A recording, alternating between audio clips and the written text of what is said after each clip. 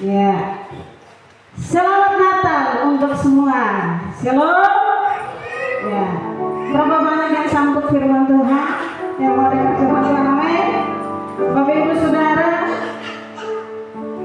saya mau katakan bahwa ketika firman disampaikan, ya, bukan firman dari manusia, tapi itu adalah firman dari Tuhan. Ya, jadi saya berharap semua kita yang hadir, kita mau dengarkan firman Tuhan dengan baik. Ya. Jangan lihatlah siapa yang berbicara. Hanya ibu gembala, hanya Pak Nelson, hanya ibu guru ini. Saudara, saya mau katakan bahwa firman itu, kalau Tuhan yang datang langsung, ya sudah kiamat dunia. Maka ada hamba-hambanya yang mendengarkan firman. Ayo mari belajar dengarkan firman Tuhan dengan baik. Walaupun mungkin tidak semua masuk, tapi pasti ada satu kata atau satu kalimat yang akan nyangkut di kepala kita. Kalau kita dengar firman Tuhan dengan sungguh-sungguh. Saya belajar Bapak Ibu, kalau saya beribadah, ya ibadah sungguh-sungguh. Ya, kenapa setiap kita, ya kita datang tujuannya adalah untuk beribadah kepada Tuhan. Dalam ibadah itu ada pujian, ada doa, dan ada firman. Nah, ada orang riset, saya datangnya pas pujian saja. Ya, jadi pas memuji Tuhan, dia bernyanyi. Habis pujian, ya dia pergi. Karena apa? Hatinya hanya buat pujian. Berarti ibadahnya setengah. Ya tidak? Betul tidak? Tapi kalau orang yang datang siap beribadah, dari waktu dia masuk, dia duduk, dia sudah fokus kepada Tuhan. Ya, siap saya beribadah. Ya, kita saja kalau bupati berbicara, ya, saya bukan bupati saudara. Karena saya bilang kalau Tuhan yang datang langsung, sudah kiamat. Ya, jadi ayo belajar untuk menerima firman Tuhan. Baik, hari ini adalah bulan Natal, bulan di mana semua orang merayakan hari Natal. Hari Natal adalah hari kelahiran siapa? Siapa yang lahir? Jemaat, siapa yang lahir? Mama Nita bilang Yesus. Pernah lihat Yesus dilahirkan? Nenek siapa? Pernah tidak lihat Yesus, Maria lahirkan Yesus? Pernah. Siapa yang lihat Tuhan Yesus lahir di Betlehem? Tidak. Dengan iman kita percaya bahwa Yesus lahir di kandang mana? Kandang domba. Ya. Yesus lahir di kandang domba. Kita lahir di mana? Di kasur. Ya, di rumah sakit. Tapi alasnya adalah alas kasur. Ya, saya percaya bahwa setiap orang tua ketika dia mempersiapkan kelahirannya, ya seperti kakaknya Salmon ini, ya ini lagi menunggu melahirkan, pasti saya percaya sudah siapkan baju, ya kan? Siapkan apa itu? Kain buat membungkus, emang bungkus nasi. Kain apa namanya itu? Kain apa namanya? Ya pokoknya buat ini kan? Nah, di bedong, ya siapkan bajunya. Karena menyambut seorang anak yang akan lahir. Tapi saudara perhatikan bagaimana prosesnya ketika Yesus lahir. Maria sudah setengah mati sakit. Mereka datang cari apa? Tempat tinggal. Semua orang menolak. Tidak ada tempat bagi kalian. Semua sudah penuh. Pergi saja sana. Ya, kalau di anak sekolah minggu di Superbook itu apa? Ditolak dan dia bilang hanya ada satu tempat. Tinggal kandang domba. Terus ada anak-anak yang di Superbook itu. Bagaimana seorang raja telah mau lahir di kandang domba? Ya kalau tidak mau ya terserah. Mau di situ atau mau pergi. Saudara, tidak ada tempat buat Tuhan Yesus waktu itu. Saudara, kalau hari ini Yesus datang kepadamu, ya, Dia pengen tinggal di hatimu, Dia pengen tinggal di rumahmu. Apakah engkau akan menolak Dia? Tidak ada tempat waktu itu orang menolak. Tapi biarlah hari ini firman Tuhan berkata. Kita buka Alkitab kita.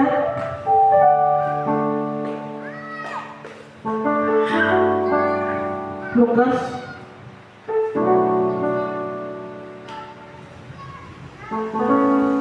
pasal yang kedua ayat 11.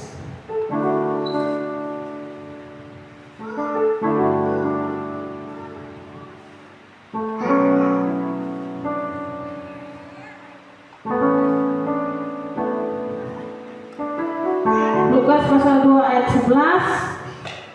Boleh saya dengar, kayaknya hanya ada ayatnya situ Pak Kembang. Tapi nomor 2 ada.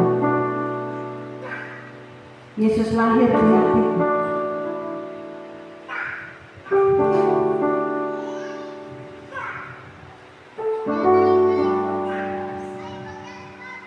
Lukas pasal 2 ayat yang ke-11.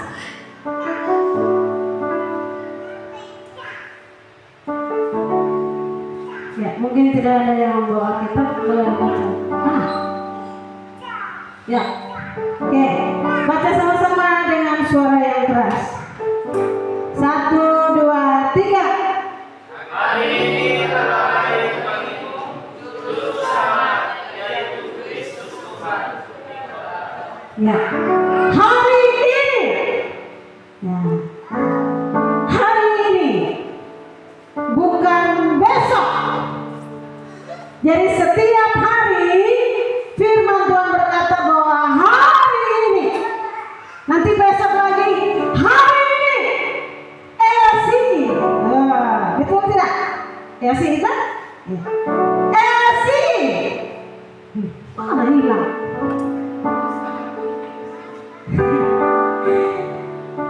Telah lahir. Apa bahasa tanya? Ada yang bisa buat bahasa tanya?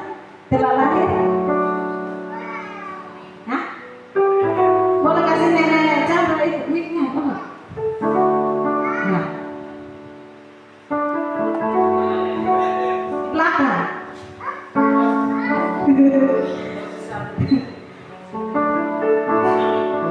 Telah lahir.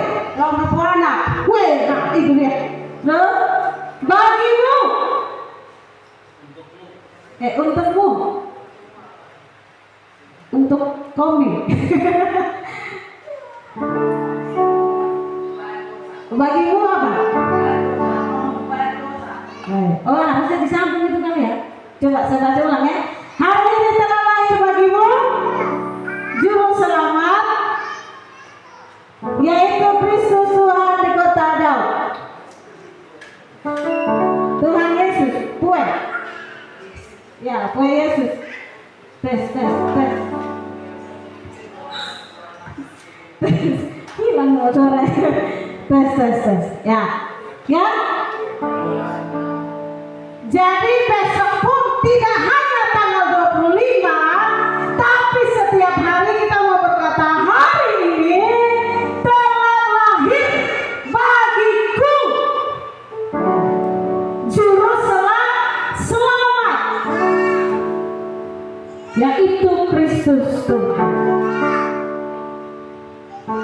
Hari ini telah lahir bagimu. Orang kalau menantikan seorang anak yang akan dilahirkan, ketika dia lahir, saudara, apa yang saudara rasakan? Saya tanya Oma deh. Oma kan sudah seorang Oma.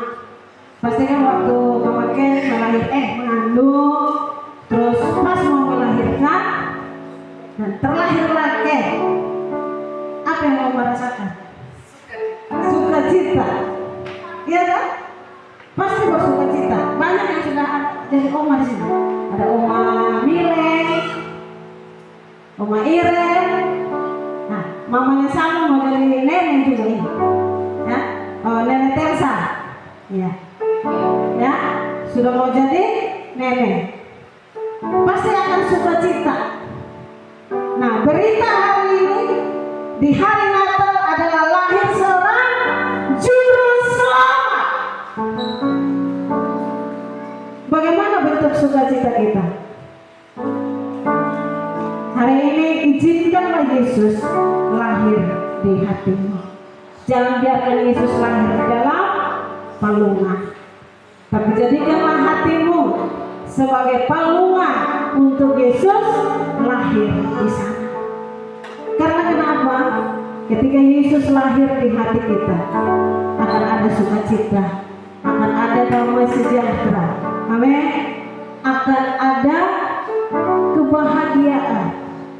Ada satu lagu yang Yesus di hati, tiada susah, tiada sedih.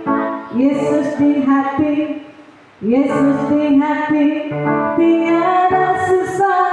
Puji haleluya, puji Tuhan haleluya, puji haleluya, puji Tuhan haleluya, puji Tuhan.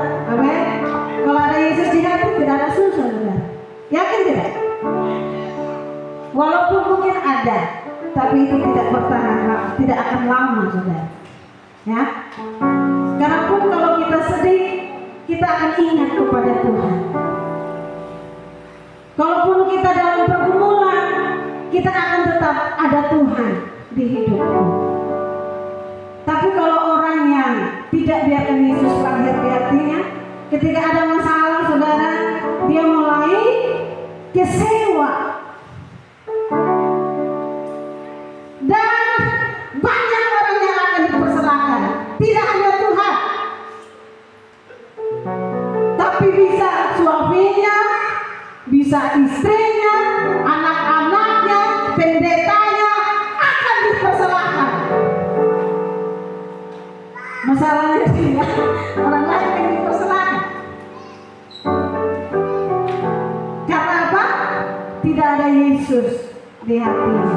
Orang kalau ada Yesus, ketika dia punya masalah, ketika dia dikecewakan,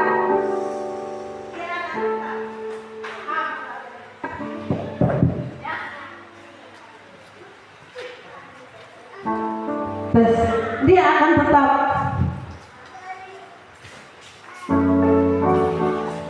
bersyukur kepada Tuhan.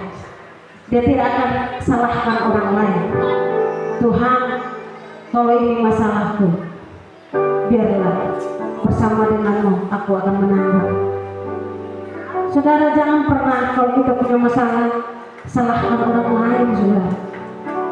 Ini gara-gara Pak Kumbang, gara-gara Oma Billy, gara-gara dia ini sakit batu. Tidak, saudara.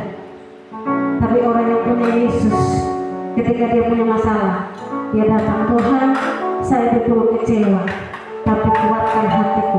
Saudara tidak sendiri. Yesus ada di hati kita. Yesus yang menanggung. Yesus bersama-sama dengan kita. Dia ikut pikul beban kita. Kita tidak pernah sendiri ketika ada masalah. Ya, menangis saja sama Tuhan. Ada Yesus di sana, ya. Kata Pak Rolex, ya, waktu khotbah di GZ, ada Yesus yang tidak ada menjadi ada. Ya, tapi saya bilang sama Mama harus kerja kok. Ya, tidak ada. Ada bilang, ya. Bagaimana ada bilangnya kalau hanya berdoa tuh? Kan harus kerja kan? Ya tidak? Ya, jadi mungkin maksudnya kerja libatkan Tuhan. Ya. Ya, jadi ayo biarkan Yesus lahir di hati kita. Yang mungkin ada kecewa, ada sakit hati, ada marah, itu tidak salah. Tapi hari ini Tuhan Yesus mau lahir di hati.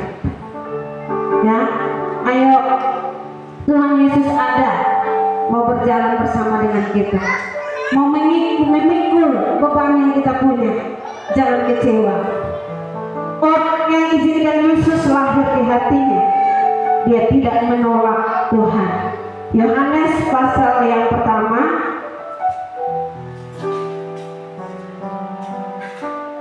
ayat yang ke-10 sampai ayat yang ke-11. Ia telah ada di dalam dunia dan dunia dijadikan olehnya, tetapi dunia tidak mengenalnya. Ia datang kepada milik kepunyaannya, tetapi orang-orang kepunyaannya itu tidak menerimanya. Bapak Ibu Saudara, janganlah kita berada di golongan ini. Amin. Tuhan sudah datang. Tuhan sudah datang. Janganlah kita ada di dalam kelompok ini yang menolak dan tidak menerima Tuhan. Jangan biarkan Yesus lahir lagi hina, tapi hati kita, Tuhan, ini rumahku, ini tempatku. Lahirlah di hatiku. Jangan menolak Tuhan. Orang yang mengizinkan Yesus lahir di hatinya, Tuhan. Ketika Zakheus menyambut Tuhan di rumahnya, Tuhan berkata, hari ini terjadi kesukaan di dalam rumah ini. Ketika kita menerima Yesus lahir di hidup kita, lahir di hati kita, Yesus akan berkata, hari ini terjadi keselamatan di dalam rumahmu, terjadi keselamatan di hidupmu. Percaya saja saudara sama Tuhan, ya. Memang Tuhan tidak pernah berjanji bahwa lautan itu akan tenang, langit itu selalu biru. Tidak, saudara. Tetap akan ada mendung, gelombang itu tetap ada, dan itulah kehidupan. Hidup kita tidak lurus-lurus saja, ya. Ada pernah di doa pagi saya bikin ilustrasi, ada kertasnya? Aduh, saya jatuh, ya, jatuh deh. Tapi coba lihat hidup yang penuh dengan masalah. Mau ada masalah atau tidak? Siapa mau punya masalah? Biar tidak minta, itu akan datang. Biar tidak minta, tetap ada itu namanya hidup, ya. Jadi logisnya harus ada Yesus di hati.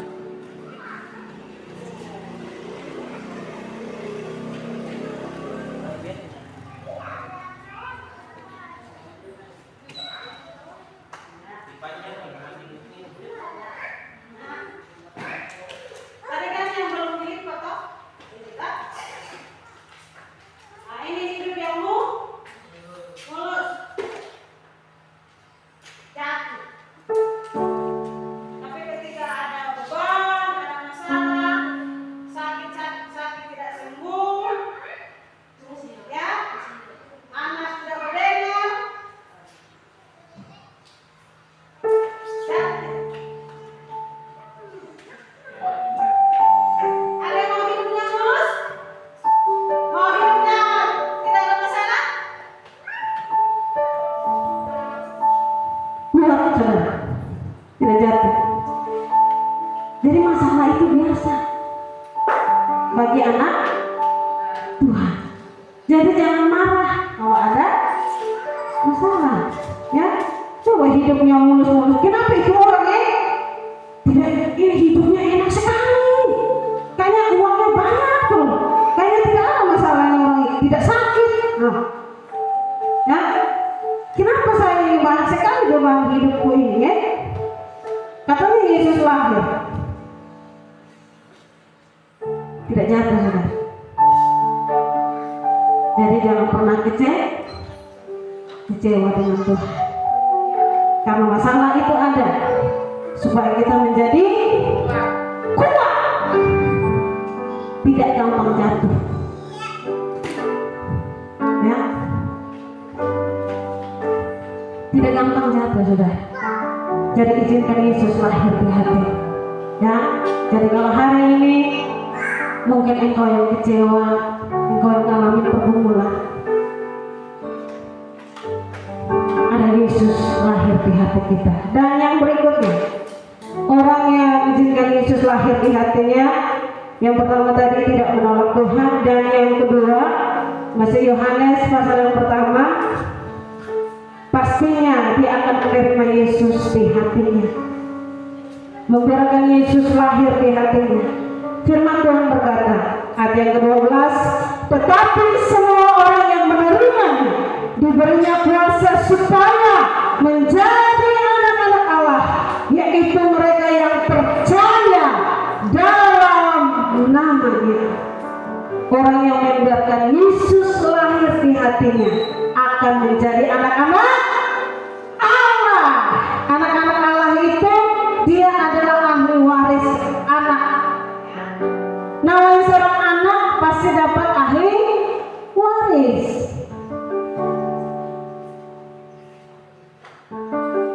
Orang yang menjadi anak-anak Allah diberinya kuasa. Setiap kita punya kuasa untuk mengalahkan si jahat. Setiap orang yang menerimanya diberinya kuasa menjadi anak-anak Allah. Seorang anak tidak pernah jahat. Seorang bapak selalu memberikan yang terbaik untuk anak-anaknya. Firman Tuhan berkata bahwa seorang anak ketika dia minta roti, tidak mungkin papanya kasih batu, ya. Kalau kita saja yang jahat tahu memberikan yang terbaik buat anak-anak kita, apalagi Bapa kita yang di sorga. Dia akan memberikan apa yang menjadi kerinduan hati kita, apa yang menjadi kebutuhan kita. Dan ingat, bukan keinginan. Tuhan akan memberikan sesuai dengan kebutuhan. Apa yang kita ya, apa yang kita rindukan, Tuhan akan itu kepada kita. Karena itu Bapak Ibu jemaat Tuhan, izinkanlah Yesus